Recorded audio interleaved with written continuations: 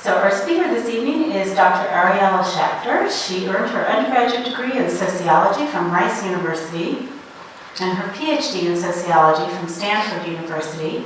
She is currently an assistant professor in the Department of Sociology at Washington University in St. Louis and a faculty affiliate with the Asian American Studies program and the American Cultural Studies program. Her research interests include immigration, race relations, inequality in the United States, and causal inference methods. She is currently engaged in projects spanning three main strands of research: public attitudes toward immigrants, racial and ethnic relations, and neighborhood selection and residential inequality. Her work has been published in leading sociology journals, including the American Sociological Review, Social Forces, and Social Problems. She has won multiple awards, including the Lewis Worth Best Article Award from the International Migration section of the American Sociological Association. And we are very pleased to have her here with us tonight to talk with us about immigration then and now, exploring the making of undocumented immigrants. On behalf of the Academy of Science St. Louis and the Missouri History Museum, won't you please join me in welcoming Dr. Ariela Schachter.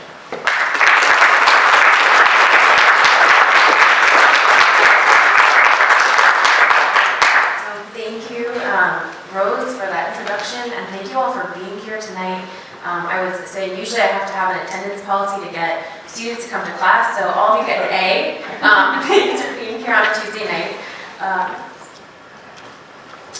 So it probably won't surprise you to know that researchers and media pundits largely agree that today undocumented immigration is an extremely polarizing political issue. But regardless of what you think our policies should be or what political party you identify with, you probably have a relatively similar image in your head of what undocumented immigrants look like. And actually my own research focuses on identifying these images, or what I would call stereotypes, and I find that Democrats and Republicans alike largely agree in their image of who an undocumented immigrant is today. Now, as I said, I'm a sociologist and I focus on these contemporary attitudes. So I promise that's where we're going to end tonight, at looking at these contemporary attitudes. But since we're at the History Museum, what I want to do first is spend some time thinking about how we got here. How has U.S. immigration policy evolved over time? And can our history help us understand where these contemporary beliefs and stereotypes about undocumented immigrants come from? I think understanding the history is actually really critical to making sense out of the present. So I want to try to get into two key takeaways tonight. The first is that for most of our nation's history, our immigration laws have been explicitly based on beliefs about racial superiority and inferiority. These are not hidden, they are written into the laws.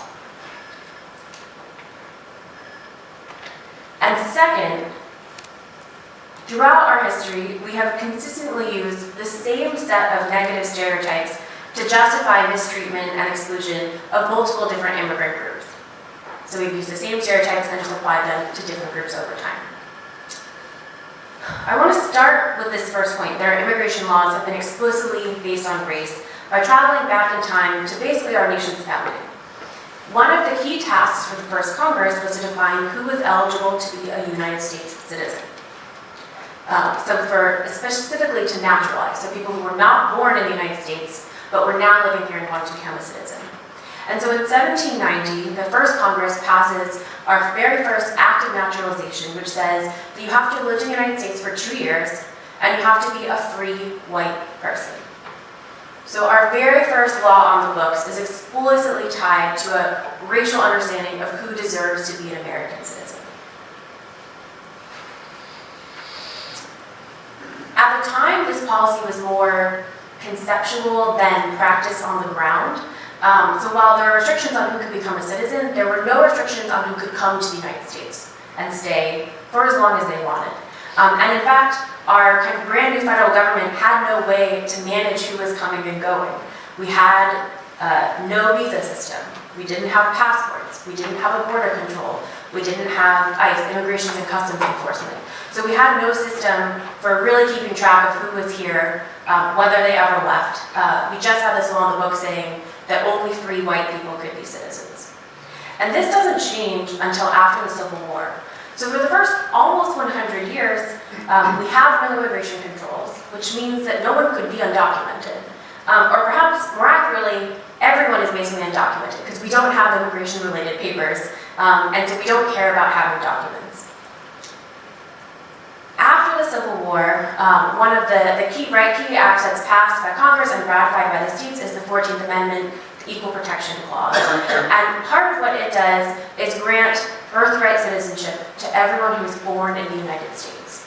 So this applied to the slaves, former slaves, the children of slaves and former slaves. Anyone who was born in the U.S. was a citizen by birth. And it also explicitly extended the right to naturalize, so for those who were not born in the U.S. but were now living here, they could become citizens if they were white or black. So this new Naturalization Act still explicitly had race at the center of it, but we'd expanded it to a second group. Notably, we are still excluding Native Americans and Asians from the right to naturalize. I do not have time tonight to talk through our history of exclusionary mistreatment and laws towards Native Americans, but I do want to particularly point out here for this talk that excluding Asians at this point was problematic because we had Asian immigrants already living in the United States at this point. So starting with really with the gold rush and then leading up to the Civil War, there was an increasing demand for labor on the West Coast. And by 1860, you can see here that China was the single largest source of immigrants in California. Now, of course, the population overall is small, and there are not that many immigrants in California overall. So this is not a very large number, but it was still the single largest immigrant group. By 1880, that's actually the case for the entire western region of the United States.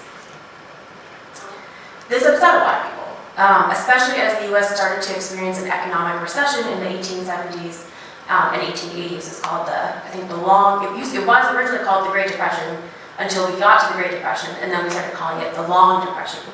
So this was serious. There were bank panics. A lot of people were unemployed, and in this economic downturn, it became very politically popular to blame Chinese laborers for taking away jobs that good white Americans ought to have, right? That was the subtext. There wasn't really subtext, actually.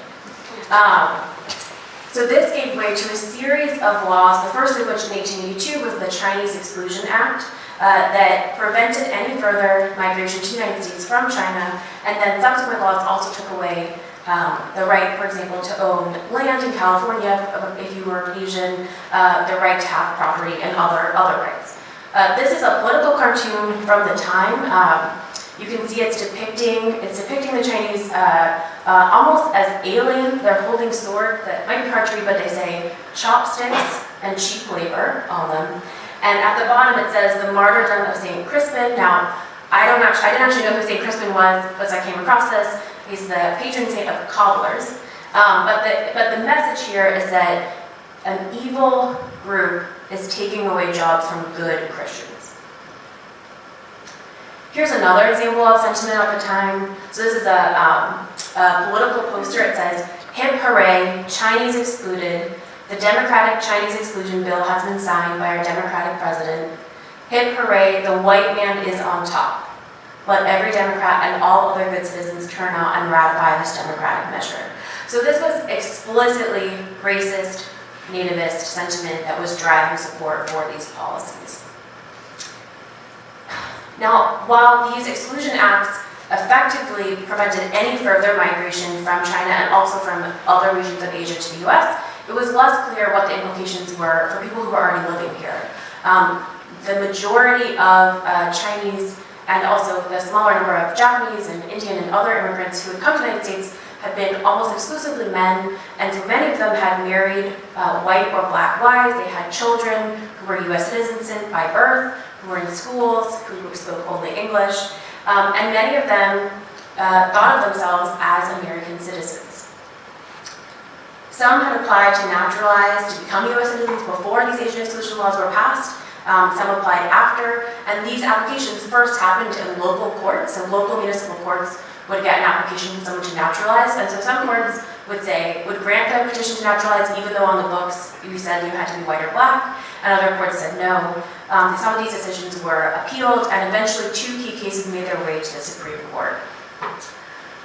So I'm showing you here pictures of Takao Ozawa, who was a Japanese man who applied to naturalize, and Bhagat Singh Thind, who was an Indian man who applied to naturalize. And these two cases came before the Supreme Court in 1922 and 23, I think. Both of them argued that they deserved to naturalize because they were white. So Ozawa claimed that he had very light skin and that the actual color of his skin was white, that the naturalization law simply said you had to be white, but didn't define what white meant, and thus he should be eligible to naturalize. He also pointed out that his children were Christian, only spoke English, he had gone to UC Berkeley, he had his own business, and he was in every way a successful American.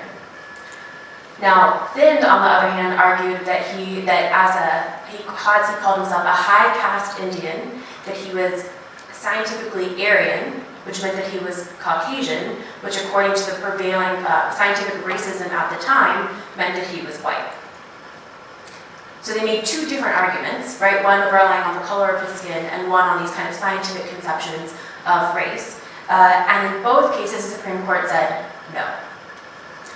So here I'll show you a small quote from the decision about Thind. So writing for the majority of the Supreme Court says, "It may be true that the blonde Scandinavian and the brown Hindu have a common ancestor in the dim reaches of antiquity.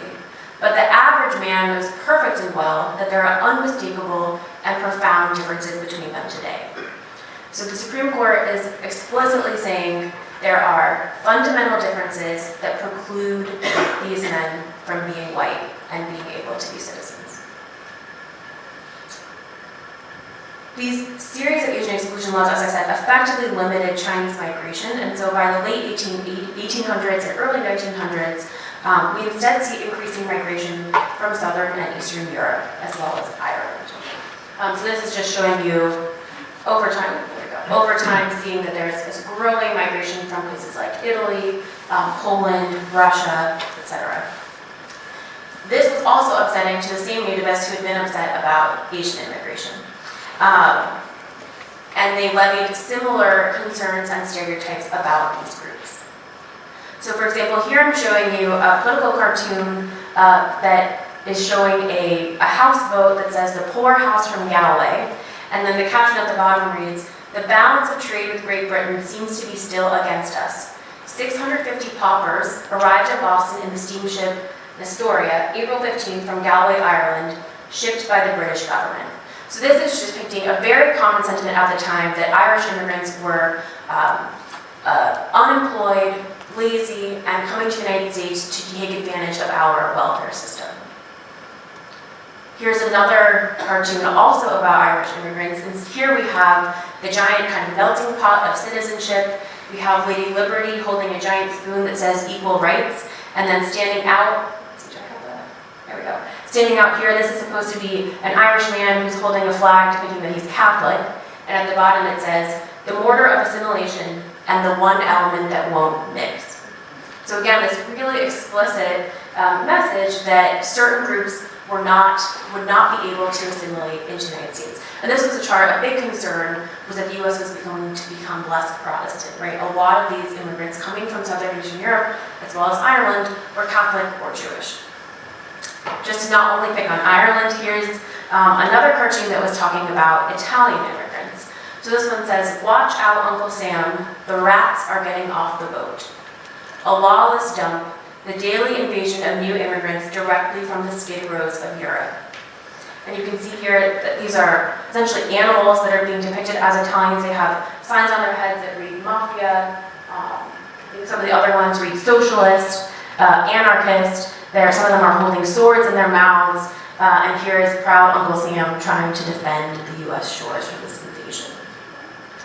We don't just see these stereotypes in political cartoons.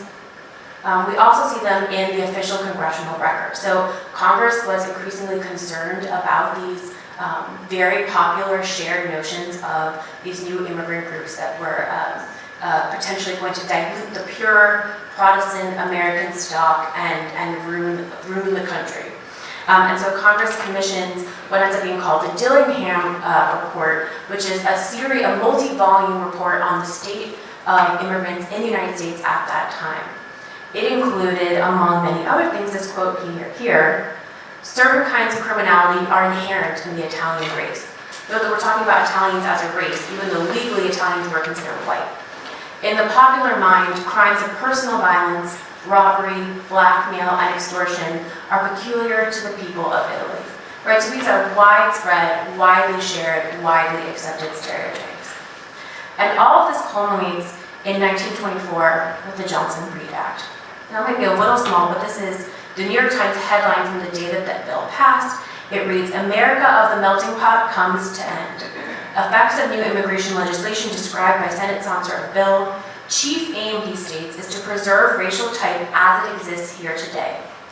Right, so again, this bill is described as explicitly trying to get some control over these negative elements that were going to change the racial composition of the United States.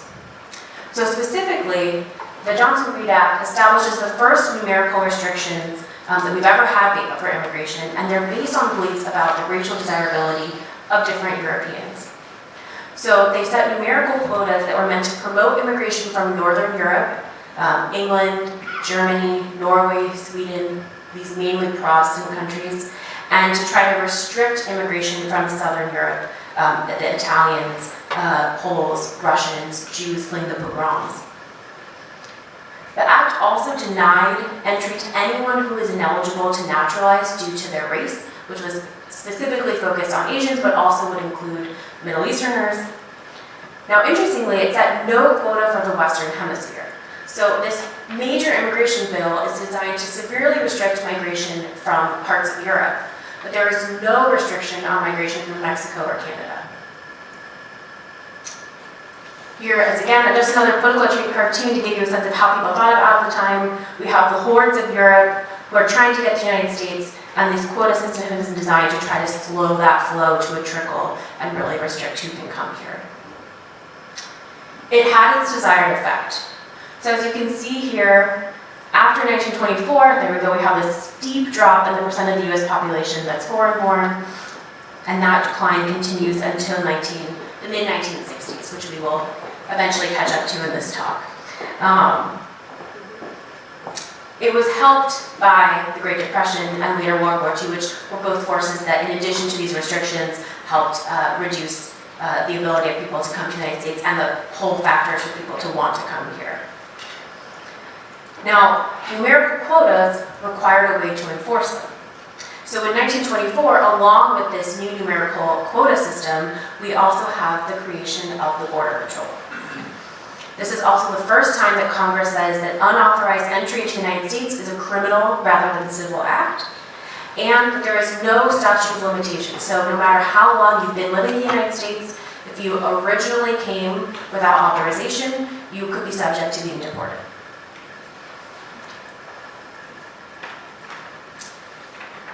The establishment of the Border Patrol along the US-Mexico border effectively created a border where for many, many years there had not been one. So in 1848, the Treaty of Guadalupe Hidalgo ends the Mexican-American War, and part of that agreement is that most of the Southwest that had been part of Mexico becomes part of the United States. As part of that agreement, any Mexican citizens who were living in those areas that suddenly transferred from being Mexico to the US were eligible to be US citizens. But most people who were living in this region have been living their lives without any recognition of this relatively new border. So families lived on both sides, trade, jobs. The flow was constant, and there was no regulation until the Border Patrol comes to town. Many members of the original Border Patrol were recruited from local KKK Klan groups, and there was essentially no oversight. So we had effectively vigilante justice. Kind of anything goes. There are historical records depicting really degrading, derogatory treatment for people who, again, had been up until this point regularly living their lives across this space that had not even really been a functional border until now. We also know that the Border Patrol explicitly targeted Mexicans, so when non-Mexicans went to cross between the Mexican and US border, they were not subject to the same treatment, nor did the same things happen at the US-Canada border, where they were mostly concerned about alcohol coming in during Prohibition, so a very different set of concerns at the northern border. So this work by the Border Patrol is really the first time that we see Mexicans being thought of as undocumented immigrants. And this is actually really surprising, right? Because unlike Europeans, there were no numerical restrictions on how many Mexicans could come and go into the United States. So although they were supposed to have authorization, there was no restriction or limitation on how many people could be authorized to come. In addition, unlike Asians, there were no racial restrictions to Mexicans becoming US citizens. And yet the Border Patrol effectively framed Mexicans as dirty criminals who were sneaking across a border. This framing was exacerbated by the Great Depression, right? So in the Southwest, in particular, Mexican immigrants and Mexican Americans, people who lived in the United States for a very long time, were framed as an enemy who were wasting crucial welfare and resources, who were taking jobs away from the good Americans who desperately needed them. And many were forced to return to Mexico, including many US citizens. At the same time, we also have a large number of European immigrants, especially living in the Midwest and the Northeast. You can imagine this is sort of like the tenement houses, right? That's the image in your head of groups at this time. And although many of these European immigrants were deportable based on their reliance on welfare and/or their having a criminal record, they were viewed as able to be reformed by progressives at that time, and as deserving of receiving welfare, which at that time was called relief.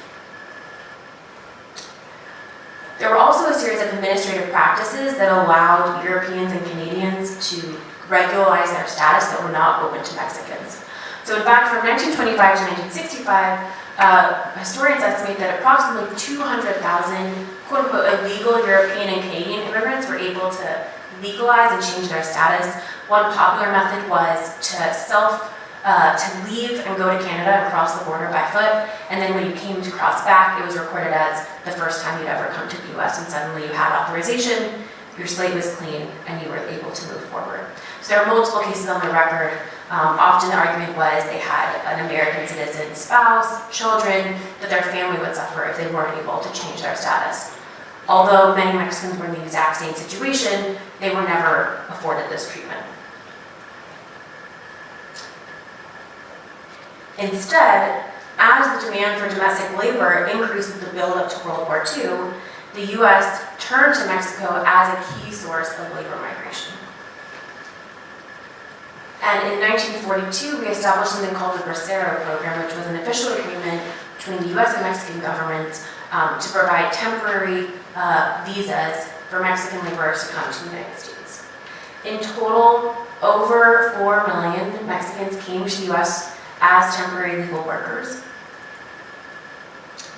Now, the Mexican government refused to allow the Bracero program in states that practiced Jim Crow segregation, where Mexicans were not allowed in white-only spaces. That included, for a time, places like Texas and Missouri. And so in these states, which had large farms and large demand for labor, farmers often recruited workers on the side of the Bracero program, which meant unauthorized. And oftentimes, the same worker would cross without authorization, start working, be deported, in that same moment they'd cross into Mexico, be handed a Bracero visa, and walk back across. So we're talking often about the same people. This was, again, a fluid border being driven by the demand for labor that had these technical regulations. Even beyond these states that didn't have a Bracero program, there was always more demand for workers than there were available visas, which might sound familiar, right? This is a problem we continue to have. And in addition, farmers quickly realized that non-Bracero undocumented workers could be paid less and exploited even more than their Bracero counterparts. So the Bracero program required agreements about working conditions, about requirements to house and feed workers. Non-Bracero workers farmers didn't have to provide these things for non-Bracero workers. For Mexico as a key source of low-wage domestic labor, and also creates a large population that has experience working in the United States and traveling back and forth. The experiences of Bracero workers along the border were often really degrading. So this is a picture from the Smithsonian Archives showing a group of Bracero workers who are forced to strip naked and then are being sprayed with DDT pesticide before they're allowed to come into the United States. And this was a regular practice. Again, a lot of people cross back and forth with regularity. Now, at the same time, so the Bracero program operates throughout World War II, right? There are also other key impacts of World War II on our broader immigration policies. So one thing I just want to remind us is that the U.S. maintains our numerical restrictions and quotas that we put in place in 1924 throughout World War II, including for countries like Germany, which in fact they didn't even fill the quota most years despite increasing demand from mostly Jewish refugees. Once the U.S. enters the war, immigration to the U.S. becomes very difficult to even be able to cross the Atlantic Ocean. Once the U.S. enters the war, China is its ally, and in many ways in response to anti-American propaganda that reminded the Chinese that in the U.S. did not allow any Chinese to come to the United States. This was embarrassing, and it was, made it difficult for this partnership. So slowly, the United States starts to repeal its Asian exclusion laws, although until after the war, we don't really see any migration from China. Of course, at the same time, the U.S. is also interning its own Japanese citizens. So this is not an overall easing of anti-Asian sentiment.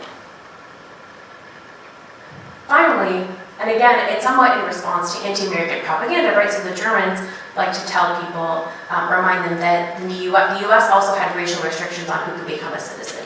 And that got more and more embarrassing as the ethical and moral implications of the German eugenics and the Nazi regime became apparent to the world. And so slowly the United States decides we have to get rid of these explicit racial restrictions to naturalization. This doesn't fully happen until 1952. Post-war, we see growing anti-Mexican resentment. The men are back, and they need jobs, right? So in response, the Immigration Naturalization Service, INS, launches something called Operation Wetback. So this is the official name for the operation. It's obviously using a really derogatory term. They used extreme military tactics, things like water hoses, dogs, to deport over 1 million people in a single year, again, including many U.S. citizens back to Mexico. Of course, even as these deportations are happening, the demand for cheap and exploitable labor remained. So we have this revolving door of deportation and undocumented entry. And you can see here on this graph that the Operation Wetback in 1954 represents this dramatic change in the rate of deportation, right? So this is showing here's where we're talking about 1 million people deported in a single year, when previously we had been deporting only in most years a couple thousand people at a time. So this is a fundamental change in our immigration practices, not based on any kind of official change in the law. Although this anti-Mexican sentiment remained, the images of women, children being attacked by dogs, for example, grew increasingly unpopular, especially as the civil rights movement pushed the country forward. And so in 1965, President Johnson signs a new Immigration Act. This is a picture of Johnson at the foot of the Statue of Liberty, signing this act. You can see the New York City skyline in the background. And this act still governs our immigration system today. So this is our last major change in U.S. immigration policy. It did 3 key things. The first is to abolish the national origin quotas, right? So these were seen as racist. We had to get rid of them. It replaced them with a preference system that prioritized family reunification. So family members of U.S. citizens, along with smaller categories of employment-based immigrants. However, it maintained an overall absolute limit on immigrants each year, as well as equal per-country limits. This included, for the first time, nations in the Western Hemisphere, so places like Mexico and Canada. So on the one hand, while this act gets rid of the previous numerical restrictions, it imposes new ones on countries that previously had had no restriction on the number of people who could come and go. Now, at the time, this was not seen as particularly important, especially among the bundle of civil rights legislation. So, for example, President Johnson said that it was not a revolutionary bill, it does not affect the lives of millions. Many other supporters, including many senators, made arguments that the bill would not change the demographic composition of the United States. These were famous last words. So this is a graph, again, going back to showing you the percent of people in the United States who are foreign-born, and we can see here, right before I showed you this big drop after 1924, and now we get to 1965, and we start to see this huge climb up to the present. So we are now back to the same level, the percent of immigrants in the population that we had during this previous high period of immigration when the country was kind of building itself up after the Civil War. This is percentages. So of course, as the US population has gotten much bigger over this time period, the total number of immigrants in the US has gotten much bigger than it was in the past. The act also fundamentally changed who was coming to the United States. There we go, perfect. So as you can see here, this first column is showing you the racial composition of immigrants in 1965 using census data, and you can see that 80% of immigrants in the US at that time were white, 14% were Hispanic, and just 5% were Asian. Just 10 years after this historic change, we see that the Asian percentage more than doubles from 5 to 11%, Hispanic population goes from 14 to 25% of the foreign-born, and the white population is getting smaller, and that trend continues on all the way to the present. So I have this latest column here showing 2015 projections for 2025 and going forward suggest that we are going to continue to see a growth in the percent of the immigrants in the US who are Asian, and actually that the Hispanic category is starting to get smaller, and then eventually demographers are predicting that the largest immigrant group in the US will be Asians. This is not what the President Johnson or any of the sponsors of the bill would have predicted.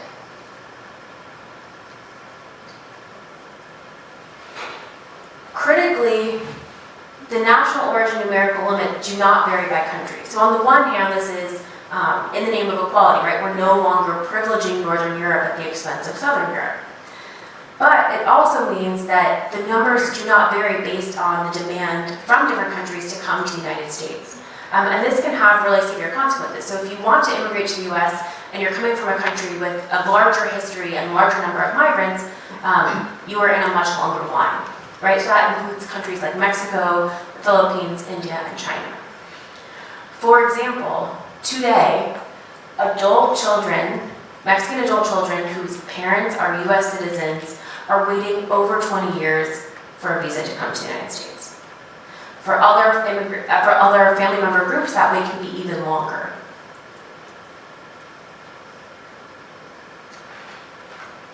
Given how much people are waiting to come here, and if you don't have an immediate family member, it's virtually impossible to get a visa from these countries, we've seen this continued growth in undocumented immigration.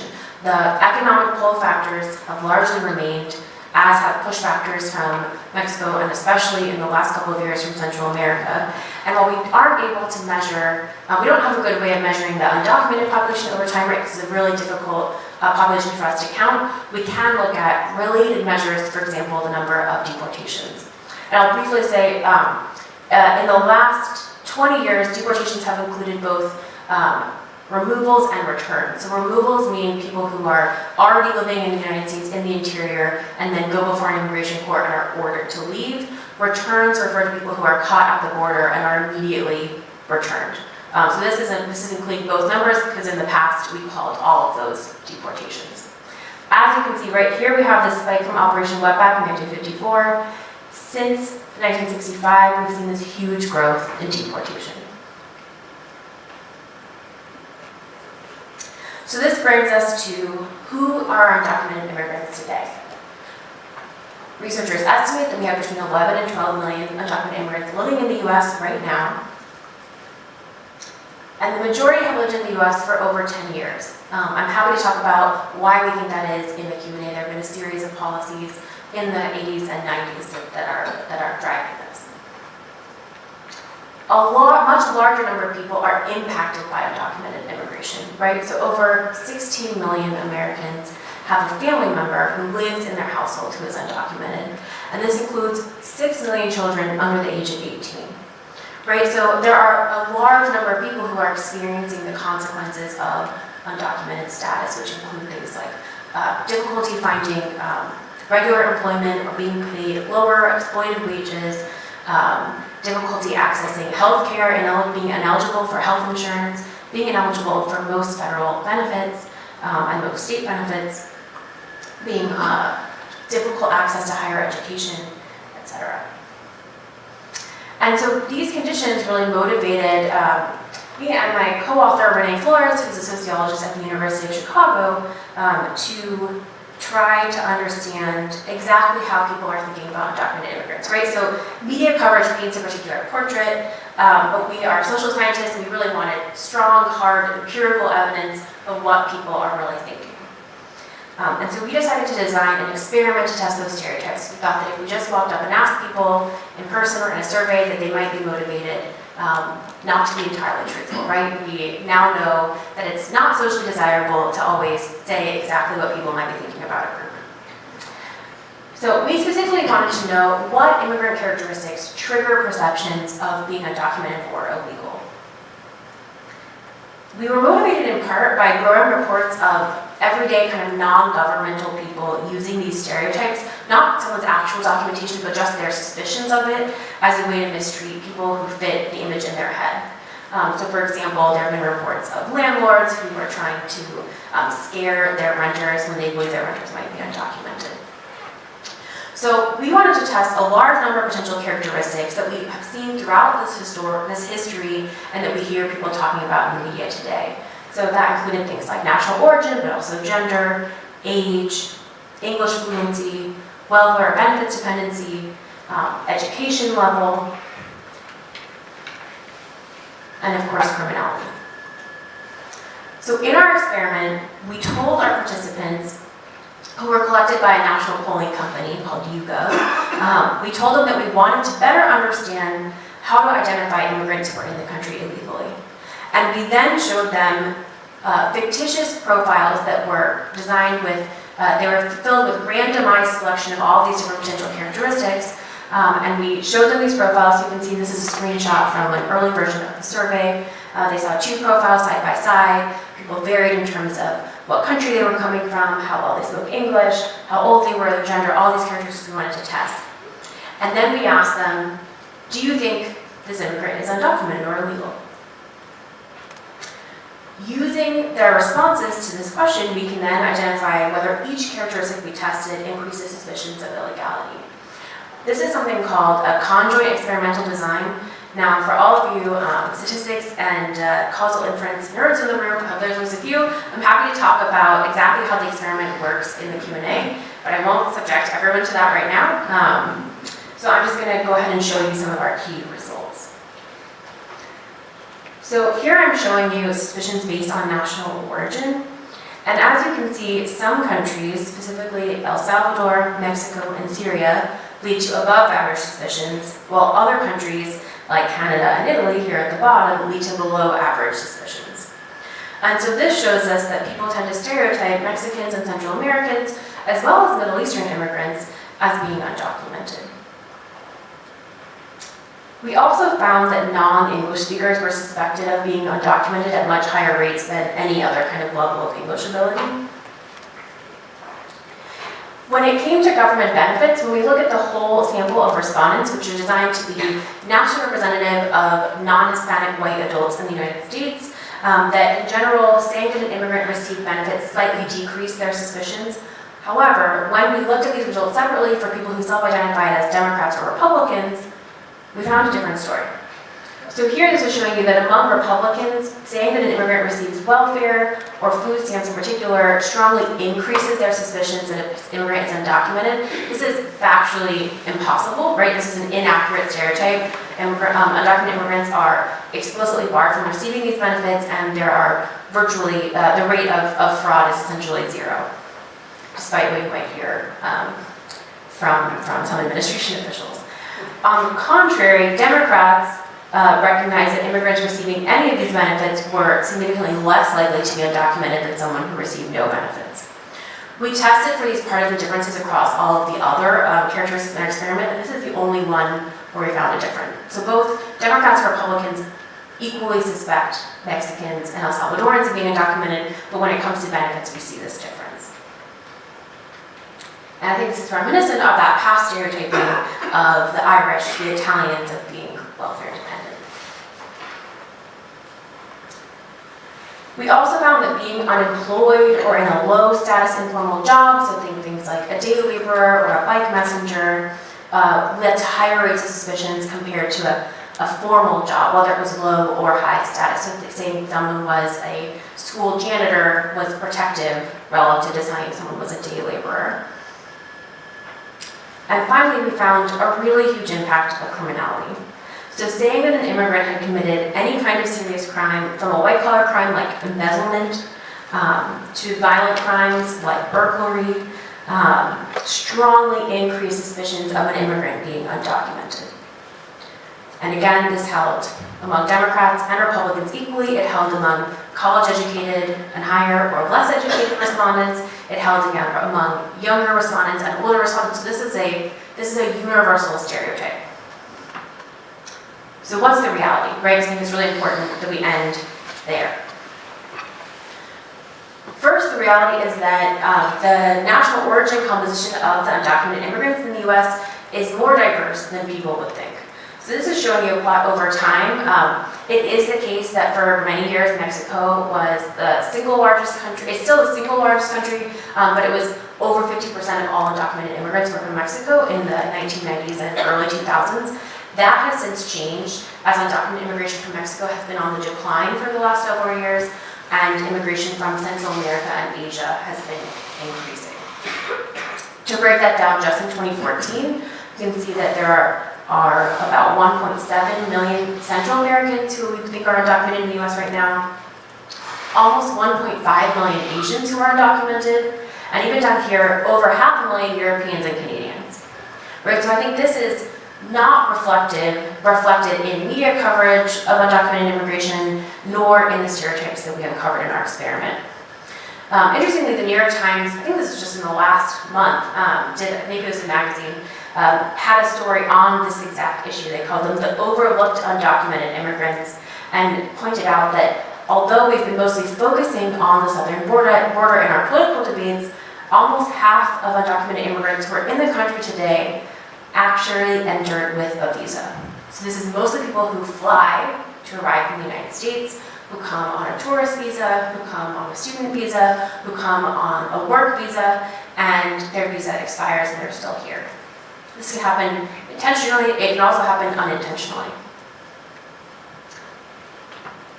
There is absolutely no evidence that undocumented immigrants commit crimes at higher rates than anyone else. Now, it's really difficult for researchers to show you that we can't tell you the exact rate by which any group commits a crime, right? For a lot of different reasons. One is that we know who gets caught and convicted. We don't know who's actually committing crimes, right? We don't even know that someone who is convicted absolutely with certainty committed that crime, but that's a whole other issue.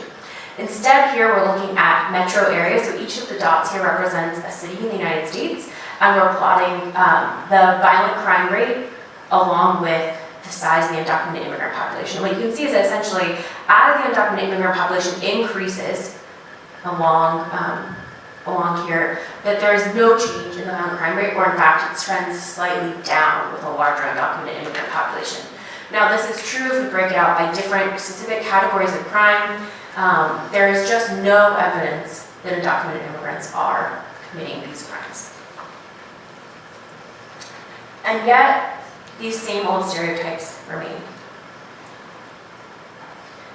Right? So history is repeating itself. Since the 1920s, the formation of the Border Patrol, we have circulated this false stereotype of Mexicans as a prototypical undocumented immigrant. Mexicans historically, but also the Italians, Irish, and other groups routinely characterized as criminals who were bent on destroying America. Just like today, immigrants have historically been falsely stereotyped as welfare abusers who are here to take advantage of the United States, and as unintelligent, low-wage workers, even though we have undocumented doctors, nurses, journalists, Ph.D.s. Not only are these stereotypes ripped from our history, but so are their consequences. So just like in the past, we're seeing reports of US citizens who are being racially profiled and held in immigrant detention. We're seeing families subject to militarized treatment along the border and being subject to detention and inhumane treatment.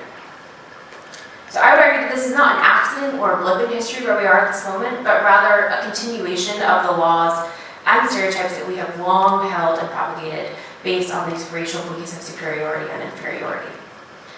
Now, I don't want to end this talk on this, I think, very depressing note. So instead, I'll stop on this slide, which is that if you're interested in learning more about what I've discussed tonight and maybe helping break this cycle, here are some great resources I recommend. The top are 3 fantastic books, and at the bottom, potentially more useful, are 3 websites that are using fact-based, nonpartisan reports on contemporary immigration issues. So I'll leave this up in case anyone is interested, and I'll stop here and look forward to your questions. Thank you.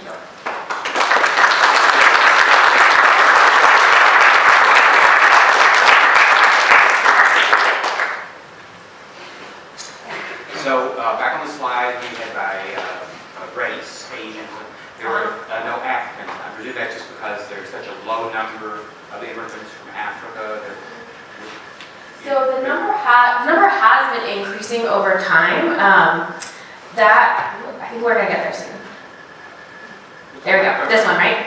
So the gray bar, which is really small, is representing Black immigrants. So that would include Africa, but also the Caribbean. So it's a mixed group, and that's because over time the census has measured race and national origin differently, and so to have consistent data across these years, we have to go with these broader racial categories instead of looking at specific countries.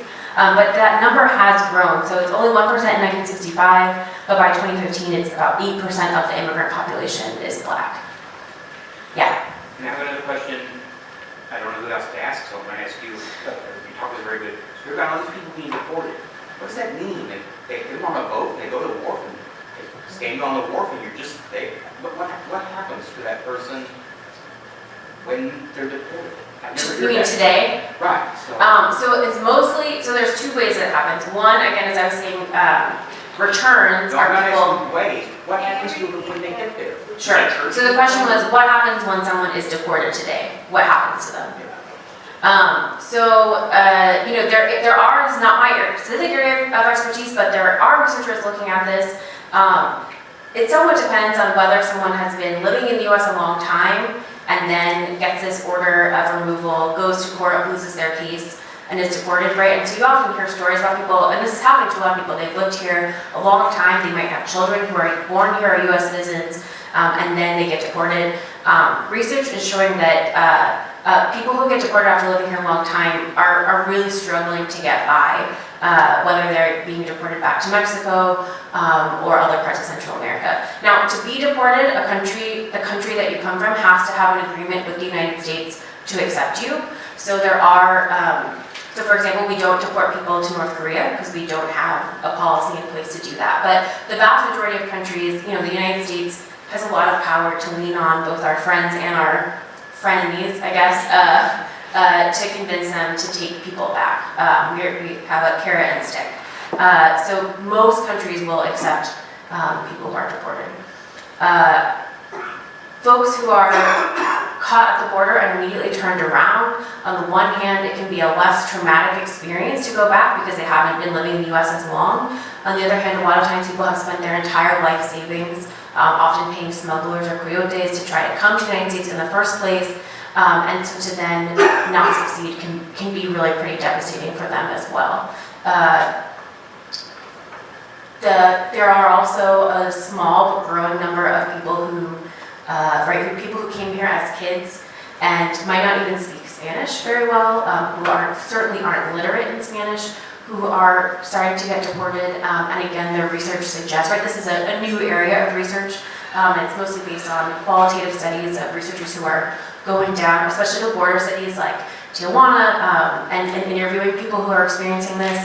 A lot of them work in call centers where speaking English is a desirable skill, but a call center on the Mexican side of the border, you're paid pennies to working that exact same job in the United States, right? So overall, the outcomes are not good. I hope that at least somewhat answers your question.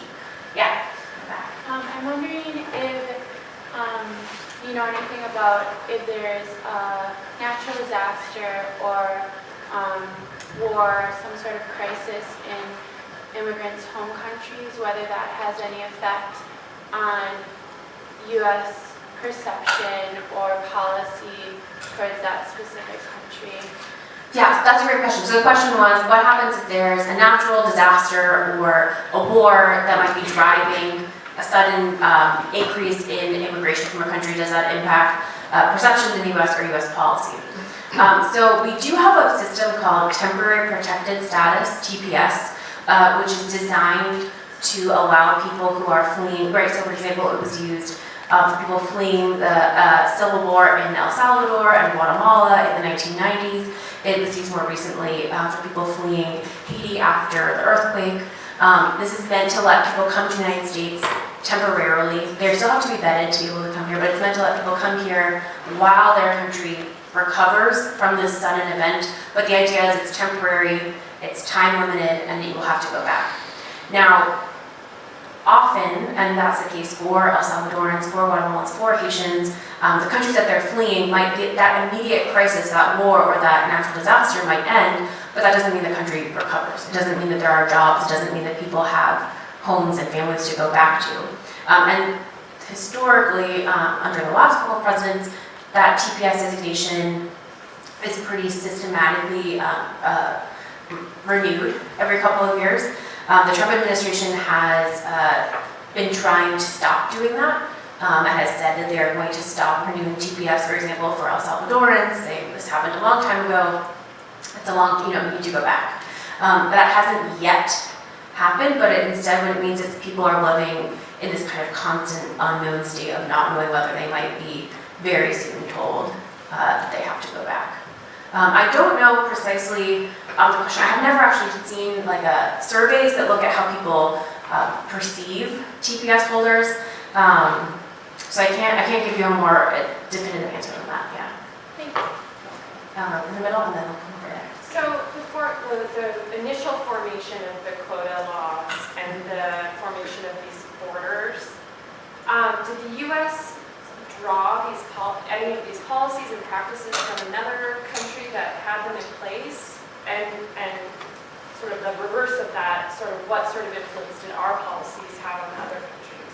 That's a great question, and I don't have a great answer. So my understanding of the 1924 Johnson-Reed Act, where we established these numerical quotas, is that at least the history records show that it was sort of the brainchild of a group of senators who really just wanted to figure out how do we have a law that seems fair, but gets the intended effect of restricting migration from Southern Eastern Europe as much as possible.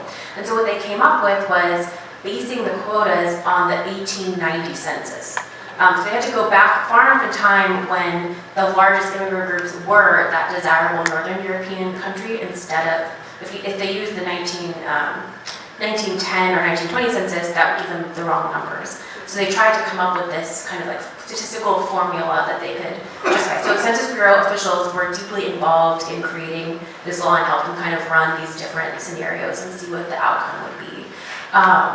Certainly other countries, these ideas were based on scientific racism, which was rampant in Europe as well, and was being advocated, by famous anthropologists, especially. I'm not picking on them. Sociologists have done bad things too.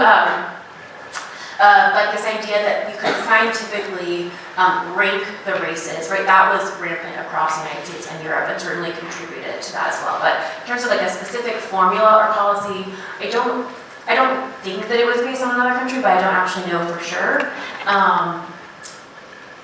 And I also don't know if that influenced other countries in response. The U.S. was in a unique position in terms of its economic pull as something that was driving migration to it, which was different from most of its kind of peer countries.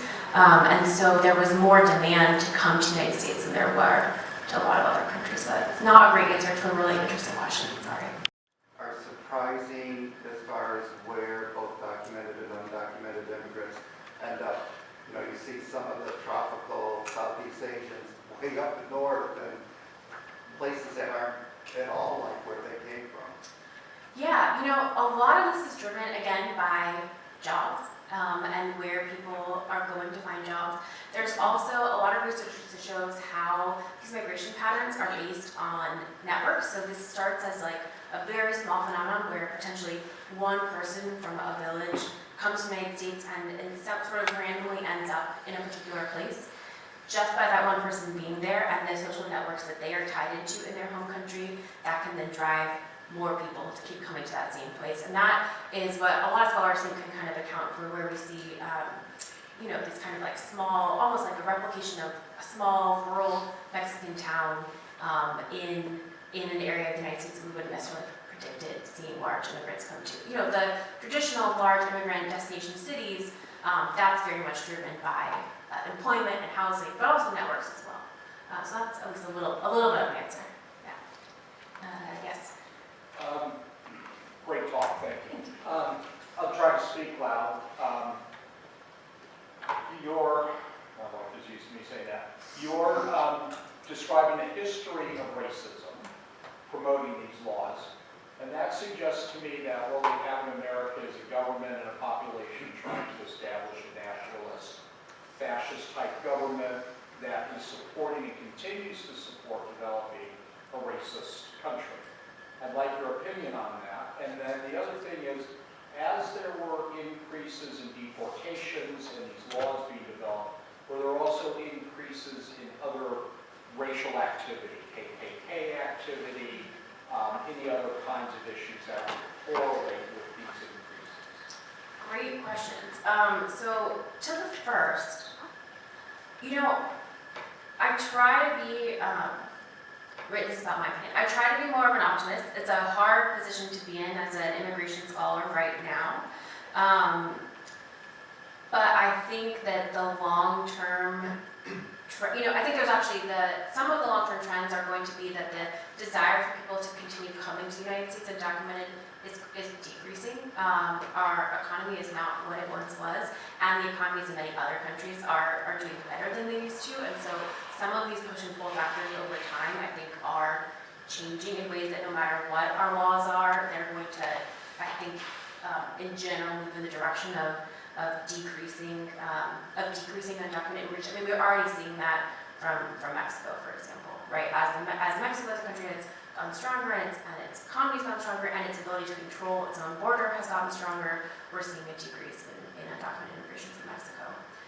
I would certainly like to think that we are not continuing, that 1965, although that act is still problematic, it did actually remove some of this racist ideology from our laws. Part of the problem is that there is so much of immigration, the way that it is actually enforced is administrative as opposed to based on these exact laws, and so that gives a lot of discretion, right? So Obama used that discretion to create things like DACA, the deferred action for children, and the Trump administration has used that same executive privilege and kind of administrative gray area to do practices that have made it harder for immigrants to be here. So a lot of that is up to who our next president is and whether Trump stays in office or if we have someone else. But I think that there are a lot of concerning signs, right? That certainly, actually my colleague Renee Flores, who I did this experiment with, he has another project where he found out that Gallup happened to be in the field doing a poll, including questions about immigration attitudes, and usually these surveys take like about a week to collect all of their responses, and it happened that Trump's campaign speech where he referred to Mexicans as criminals and rapists was right in the middle of the poll being in the field. So we had what we call like a natural experiment, right? We can see what are people's attitudes before that speech and after. And not surprisingly, he found people who were treated by that speech had more negative attitudes about immigrants.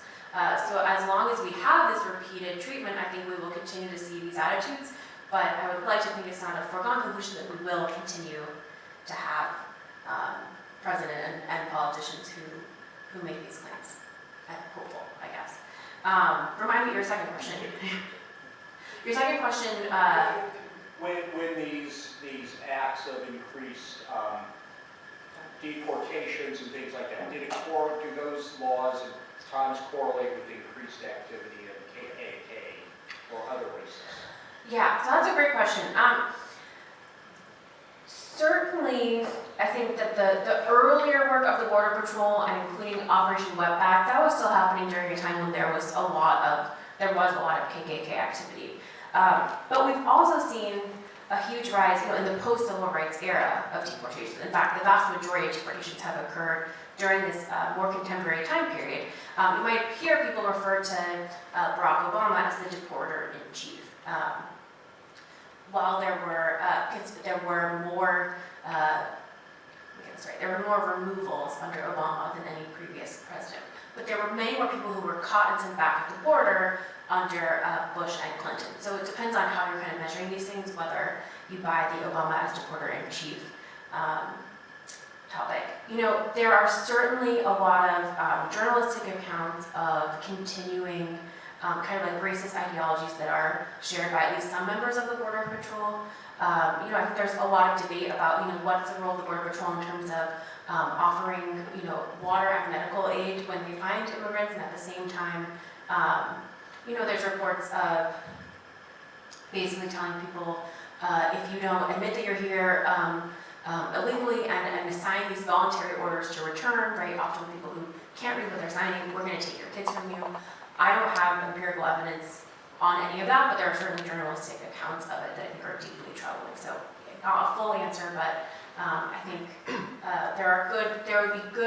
there's good evidence to suggest that the Border Patrol does have discretion in some of the ways that it's doing its job, and that discretion, even today, can allow both acts of kindness but also racism.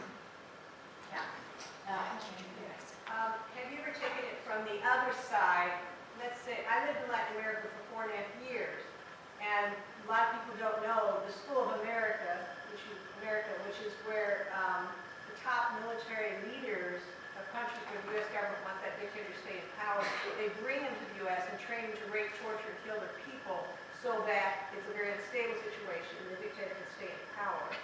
And the corporations, the big corporations from here then can suck out the resources of those countries, and it makes it very volatile.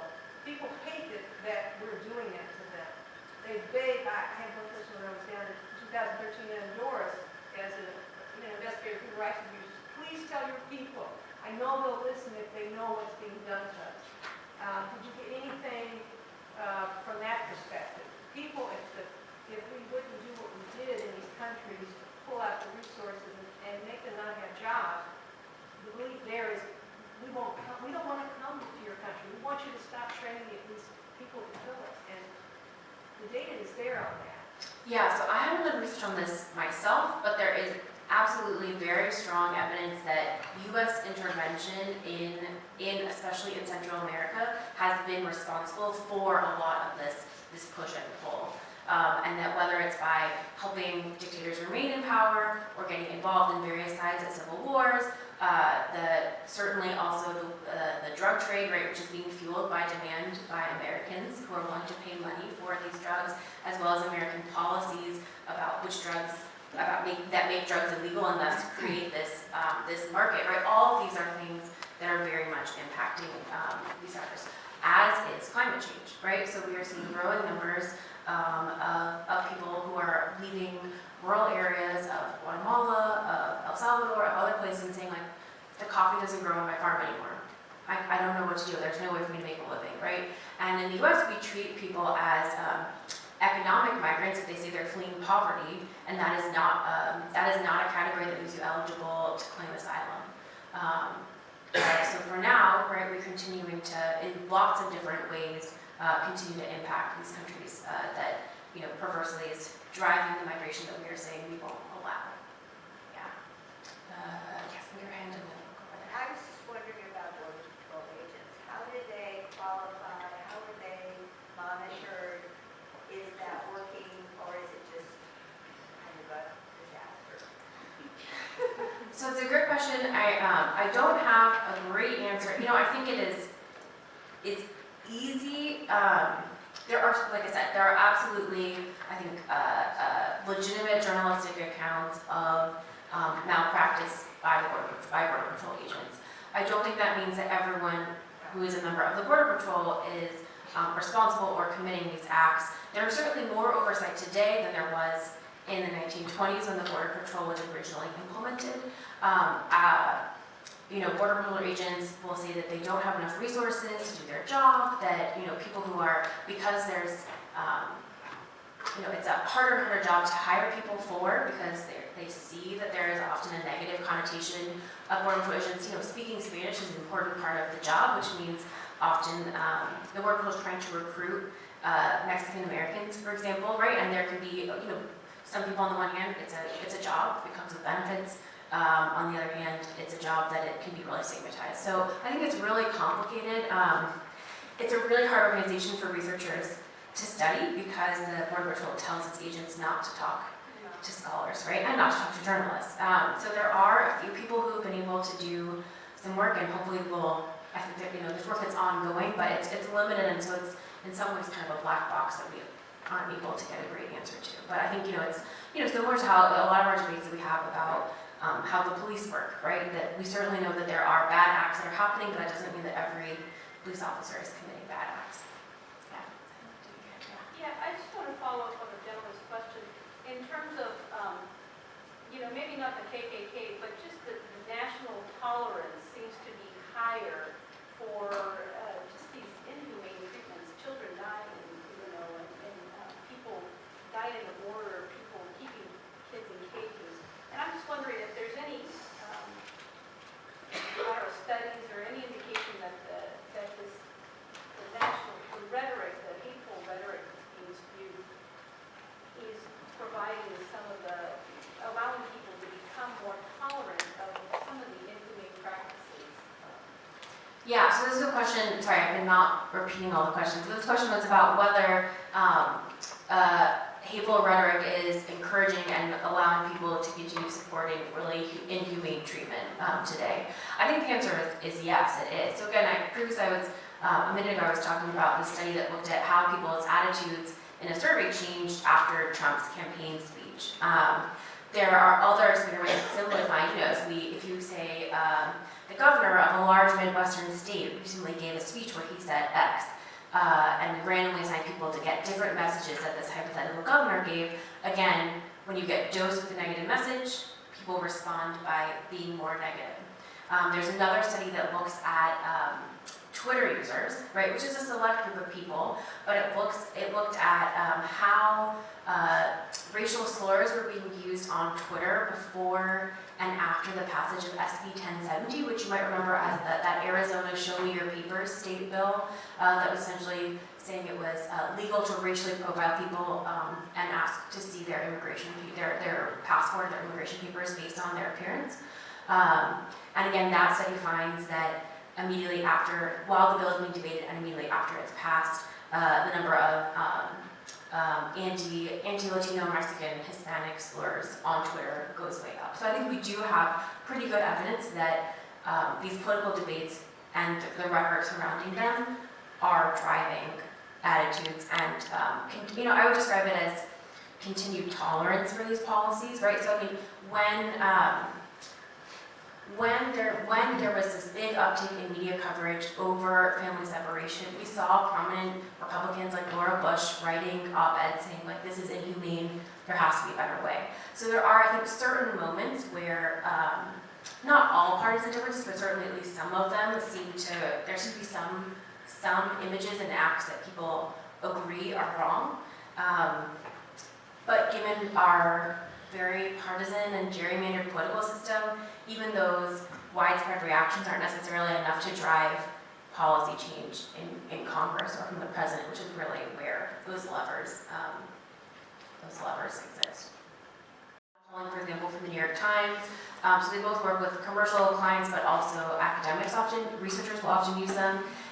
They recruit, you might have seen some of these yourself, they recruit people online to take surveys, and you can win like an Amazon gift card or something like that over time. So this is kind of we used to say the gold standard of a survey was random digit dialing on a telephone. Now that no one has a home phone, at least anyone my age or younger has a home phone, and it's illegal to randomly digit dial cell phones, that method of creating a representative survey sample has really disintegrated. And so instead, the current mostly agreed on best practice is to try to get millions and millions of people to agree to agree to accept surveys once in a while, and then to learn a lot about them and use census data to draw a representative sample of those millions of people. So it's not perfect, but we had 1,500 non-Hispanic white respondents, and they're designed to be representative of non-Hispanic white adults across the United States. Yeah, it's a good question. And that's all also in the paper, which is online. It is behind a paywall because academic publishing is like that, but if you email me, I'm also happy to send anyone a copy of the paper if you're interested. Yes? So I studied criminology at UMSL, and I loved it. It was excellent. And it was actually a lecture on immigration that motivated me to change my major and pursue that. But I also had to take a couple of sociology classes, which I noticed is your area. And we never got to talk about cool stuff like this in those sociology classes. I hated those classes. They were very boring, and I didn't really know that this pertained that much into that realm. So I guess my question is sort of like fairly broad and open-ended, like where do those facets meet and how large of a role does this play in your field? Yeah, well, first of all, I'm sorry for the boring sociology classes. I apologize on behalf of my colleagues. I do have, there are actually a lot of people who are trained in sociology who are in the criminology department at UMSL. I know some of them, so you probably had some good classes from sociologists. They just were called criminology, so I'm gonna tell myself that. I personally, what I love about sociology is that it's an incredibly broad discipline. We have, the American Sociological Association is our professional society, and there are like 300 sections of different areas that range from things like the immigration section, which has, I think, over 600 members, so it's a really large one, to one that's called Animals and Society, which has, as you might guess, a lot fewer participants. There is less research being done on the relationships between humans and animals, although there are like award-winning books that happen on those topics as well. So sociology is extremely broad. At any one university, the number of sociologists might be small, so the offering of classes might not be as broad.